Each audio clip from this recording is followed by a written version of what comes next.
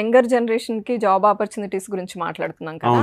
So ఇప్పుడు MS చేయడానికి వెళ్ళుంటారు చాలా మంది వేరే కంట్రీస్, యూకే ఆర్ యుఎస్, ఎక్కడైనా. సో గ్లోబల్ ఎంప్లాయ్మెంట్ గురించి మాట్లాడుతున్నాం కాబట్టి వాళ్ళు పార్ట్ టైం జాబ్స్ కోసం ఫస్ట్ చూస్తారు. అంటే మనకు కొంచెం సపోర్ట్ ఉంటుంది ఫైనాన్షియల్ గానే. సో అలాంటి వాళ్ళు ఆ పార్ట్ టైం జాబ్స్ ఎట్లా చూసుకోవాలి, అండ్ పేమెంట్ మోడ్ లో కూడా చాలా స్కామ్స్ ఇవన్నీ ఉంటాయి. సో మీకు తెలిసినంత ప్రకారం ఎలా అప్లై చేయాలి, ఎలా కేర్ తీసుకోవాలి?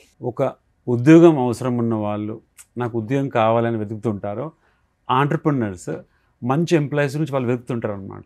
నేను వెతుకుతుంటా. ఓకే. అయితే ఒక మంచి పొటెన్షియల్ ఎంప్లాయీ కనబడితే జాబ్ క్రియేట్ చేసేస్తాను నేను. ఓకే. అలా ఉంటారు ఎంటర్ప్రినర్స్.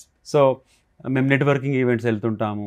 సమ్ టైమ్స్ ఇంటర్నేషనల్ ట్రావెల్లో ఏదో ఈవెంట్లో ఎవరో కలుస్తారు, వాళ్ళు ఒక క్వశ్చన్ అడుగుతారు ఈవెంట్లో, వాళ్ళు మన దృష్టిలో పడతారనమాట. ఈ క్వశ్చన్ ఇతను అడిగాడు, ఈ అమ్మాయి అడిగింది అంటే ఇతనిలో బ్రిలియన్స్ ఉంది అని. We understand that. సో ఇది కూడా తెలుసుకోవాలి.